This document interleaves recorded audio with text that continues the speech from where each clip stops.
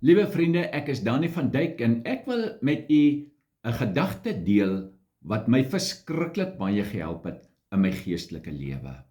As ons hierdie gedagte nie het en verstaan nie, dan is daar baie dinge in die geestelike lewe wat ons sal kan verwar met mekaar. Dinge in die Bybel wat ons nie altyd reg sal verstaan nie.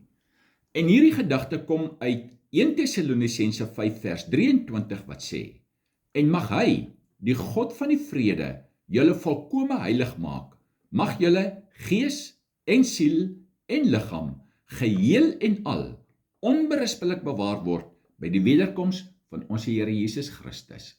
So hier sê Paulus vir ons dat die mens bestaan uit 'n liggaam, 'n siel en 'n gees. So ons is eintlik gees met 'n siel wat binne in 'n liggaam bly. Ek wil hierdie gedagte verduidelik na aanleiding van 'n voorbeeld en dis die tabernakel. Nou die tabernakel het 3 dele gehad. Die eerste was 'n voorhof gewees, dit was oop, hy het nie 'n dak gehad nie, hy was sigbaar gewees. Dan as jy so 'n bietjie verder ingegaan het, dan het jy by die tent uitgekom. Die tent het uit 2 dele bestaan, die eerste was die heilige en die tweede was die allerheiligste. Hierdie 2 was afgeskort met die voorhangsel en in die allerheiligste het die ark van die verbond gestaan met die versoendeksel en die teenwoordigheid van God was bo op die versoendeksel van die ark binne in die allerheiligste. Nou, ons het nie meer 'n tabernakel nie. Die tabernakel was die plek waar God onder sy volk bewoon. So, God het nog altyd die begeerte gehad om onder sy mense te wees en die tabernakel sou die plek, later die tempel en die tabernakel was baie naby aan dieselfde. So, nou is daar nie meer 'n tempel nie, daar's nie meer 'n tabernakel nie. Nou sê 1 Korintiërs 3 vir ons: Julle is die tempel van die Heilige Gees. So as die tabernakel dan uit 3 dele bestaan het, dan ons ook. En dit is die Gees, die siel en die liggaam. Nou as jy nou by die tabernakel ingegaan het en jy kom by die voorportaal, dit stel die liggaam voor. Die liggaam, deur die liggaam is ek in kontak met die wêreld. So in my liggaam sit die sintuie, dit wat ons ken, my sig en reuk en gevoel en dis meer. Maar dan as jy ingaan in die heilige gedeelte, dan stel dit my siel voor. In my siel is die wil, die emosie, die kennis en daar maak ek die keuses. So ek is 'n redelike wese. God het my 'n redelike wese gemaak. Ek kan besluite neem, ek kan keuses maak en dit gebeur in my siel. Dan in die allerheiligste, Dr. Andrew Murray noem my gees, my diepste binneste verborgene. Dit is die allerheiligste en dis waar die Heilige Gees kom woon die dag as ek gered word. My gees, deur my gees is ek met God in kontak. So, deur die liggaam is ek met die wêreld in kontak en deur die gees is ek met God in kontak en die siel is dan tussen die 2. So die kommunikasie van tussen my en God vind plaas in my diepste binneste verborgene in my gees. Nou, ons lees in Genesis, hoofstuk 2 vers 7, God het vir Adam gemaak in die stof van die aarde en het in sy neus die asem van die lewe geblaas.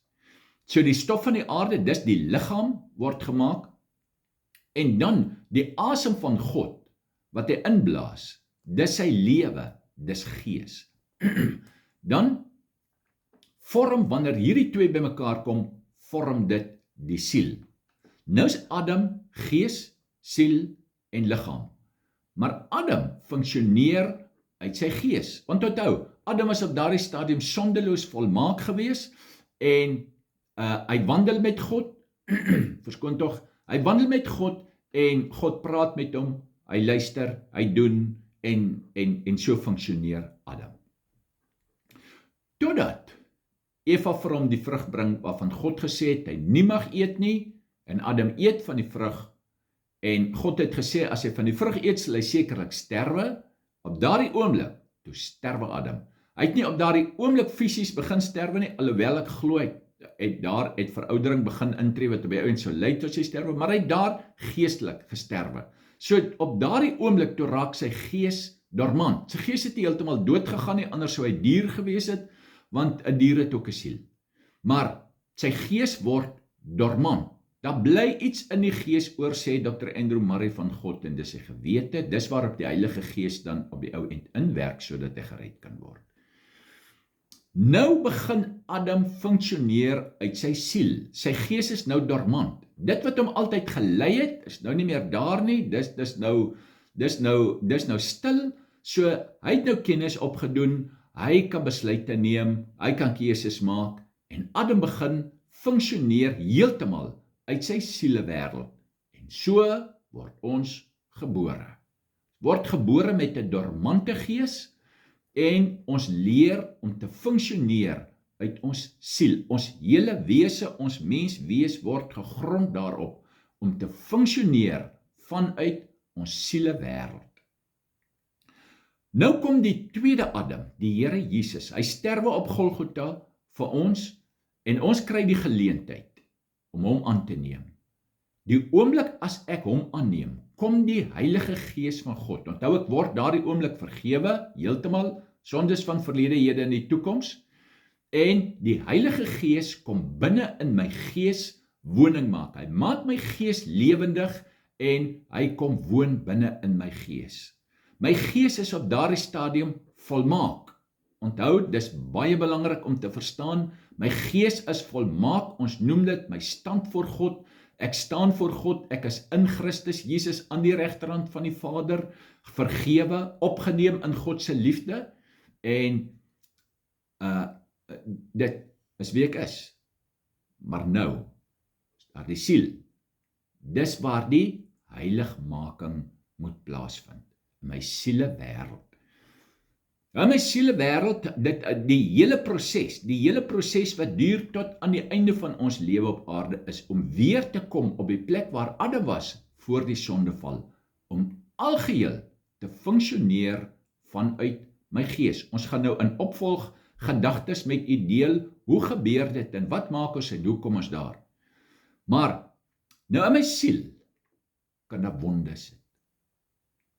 Hierdie wonde het baie keer, ek wil my verstout om te sê, seker in die meeste gevalle, gebeur, die mense nog baie klein was in hulle lewe. Iets wat verkeerd gegaan het, iets wat vir hulle traumaties was, iets wat net nie lekker was nie, veroorsaak 'n wond in jou sielewêreld. Hierdie wond, kyk, net soos die liggaam 'n wond opdoen, en as jou been breek, kan jy hom nie gebruik nie, en jou liggaam kan nie reg funksioneer nie. Nou net so is dit met 'n wond in jou sielewêreld, wat daar veroorsaak word.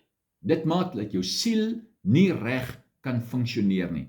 Dit veroorsaak dat jy sekere geestelike belewennisse nie het nie, en dat jy op sekere gebiede nie kan deurbreek in jou lewe nie, en baie ander dinge. En aan hierdie sielewonde kleef daar baie keer demoniese werkinge en demoniese kragte wat kleef aan so 'n wond, en die mens se lewe heeltemal versuur. Al is hy gered, al is sy gees volmaak, kan die sielewonde maak dat hy die Here nie kan dien soos hy moet nie. Soos die liggaam moet genees van 'n wond, moet die siel genees word van sielewonde. Dit noem ons wandel. En ons moet hierdie onderskeid baie duidelik tref, om die Bybel reg te verstaan, om ons geestelike lewe reg te verstaan, om te verstaan hoe alles in mekaar steek en werk.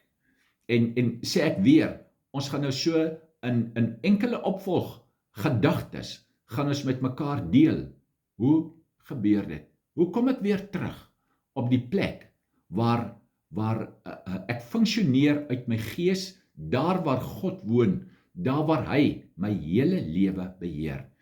En ek bid dat die Here hierdie openbaring, hierdie gedagte aan u hart baie duidelik sal tuisbring, dat dit vir ons oopgaan, en dat ons lewe daardeur verryk, ons geestelike lewe verryk sal word, dat God groot dinge in ons kan doen, want dis wat hy wil doen. Dis immers hoekom hy ons geskaap het. Dis hoekom hy al hierdie ons kan dit seker nie moeite noem nie, maar kom ons verstaan, hoekom hy dit alles vir ons doen, is om ons op die plek te kry waar ons gesond sal wees, waar ons heel sal wees, waar sy gees kragtig in ons sal werk en deur ons sal werk. Mag die Here u baie, baie ryklik seën. Mag hy vir u groot openbaringe van homself gee tot eer van sy groote wonderlike naam.